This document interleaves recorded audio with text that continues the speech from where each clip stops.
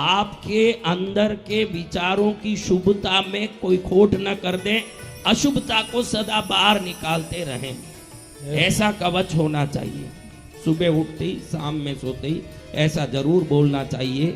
शुभ को आकर्षित करने और अशुभ को निष्कासित करने का दिव्य कवच भगवान ने मुझे दिया। ऐसा बोलने मात्र से हम पर धीरे धीरे एक कवच मंडराता है, जो अशुभ को बाहर निकाल के सिर्फ शुभ को ही हमको खींचता है। मेरे पास परमात्मा ने ऐसे कवच दिया है जो शुभ को सदा आकर्षित करता है और अशुभ को सदा निष्कासित करता है। क्या करता है?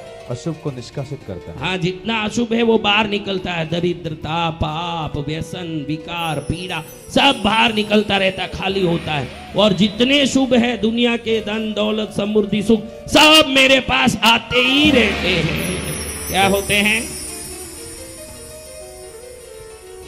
ये सदा कहना, ये कवच का ध्यान करते करते ये कवच निर्मित होता है।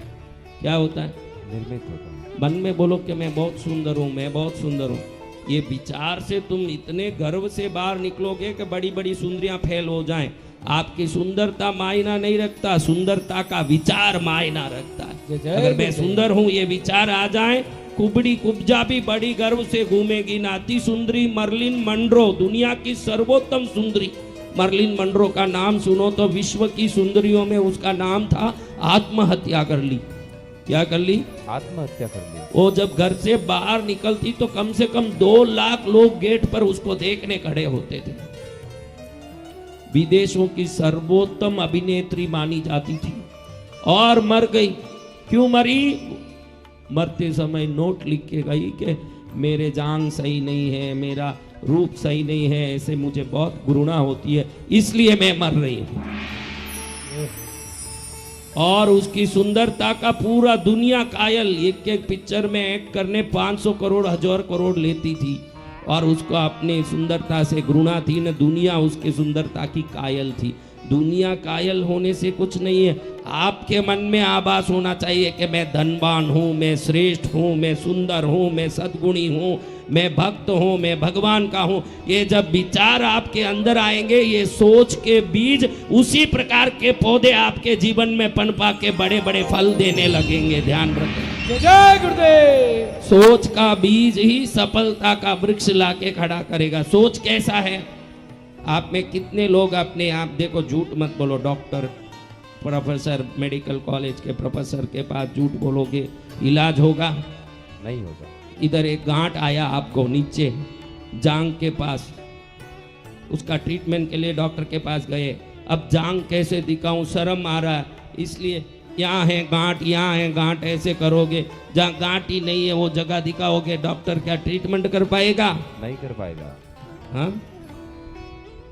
तो आप में कितने लोग अपने आप को अपमानित, मेरा बहुत अपमान हुआ है, मेरा दुनिया ने बहुत शोषण किया है, दुनिया में मेरा कोई वजूद नहीं रहा, ऐसे अपने आप को कमजोर और हीन समझ रहे हो, वो सब हाथ ऊंचा हो। डॉक्टर बोल रहे हैं, प्रोफेसर आप। हाँ, इसमें शर्म नहीं खाना। जो हाथ नहीं उठाता वो मूर्ख है। उसको मालूम नहीं है कि गुरु के पास आया, अच्छे से मान लेने से इसका दवाई मिल जाएगा। क्या मिलेगा? दवाई। दवाई आज से ही चालू है। क्या है? आज से ही चालू। आज से सोते समय, उठते समय मैं बहुत उत्तम हूँ। क्या बोलना? मैं बहुत उत्तम हूँ। सर्वोत्तम हूँ। सर्वोत्तम हूँ। सर्वोत्तमोत्तम हूँ। सर्वोत्तम। मैं उत्तम हूँ, सर्वोत्तम हूँ, सर्वोत्तमोत्तम हूँ। मेरे समान कोई नहीं है।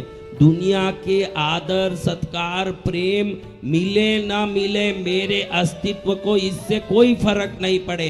अगर किसी ने मुझे प्रेम नहीं दिया, किसी ने मुझे अपने अंगीकार नहीं दिया, तो उसने मुझे नहीं पहचाना होगा, समझा नहीं होगा। उसके नहीं समझने से, समझने से मेरे सर्वोत्तमता में कोई फर्क नहीं पड़ता। मैं सर्वोत्तम हूँ। जय गुरुदेव। क्या हूँ? सर्वोत्तम हूँ। हाँ, ऐसा हो सकता है ना कि हम सर्वोत्तम हैं, लेकिन हमारी सर्वोत्तमता को चेक करने कोई मशीन थोड़ी है भाई।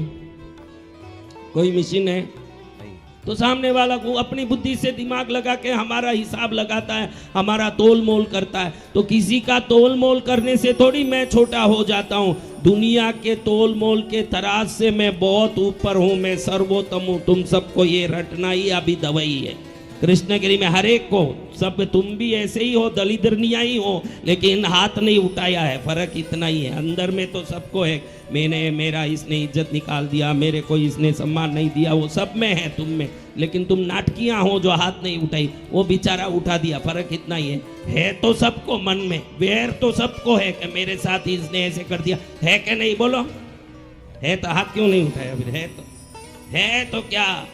किसी ने हमारे को माना, किसी ने नहीं माना, इससे हमारे वजूद को कोई फर्क नहीं पड़ता। I am the best in the universe. जय जय गुरुदेव। हाँ देखो, इससे और एक भी अच्छी बात कहता हूं, तुम मान लो मेरे बच्चों, तुम बसंत विजय के शिष्य हो, तुम खराब कैसे हो सकते हो? जय जय गुरुदेव। बोलिए जगत। सोचा नहीं? तुम बसंत विजय के शिष्य हो, दुनिया माने नहीं मानने से क्या, कोई हीरा पेटी में पड़ा रह गया, बाजार में आया ही नहीं तो उसकी कीमत लगी नहीं, इससे हीरा कमजोर नहीं पड़ा। वो पेटी में भी कीमती ही है, ये ध्यान रखना, वो पेटी में है। जय जय गुरुदेव।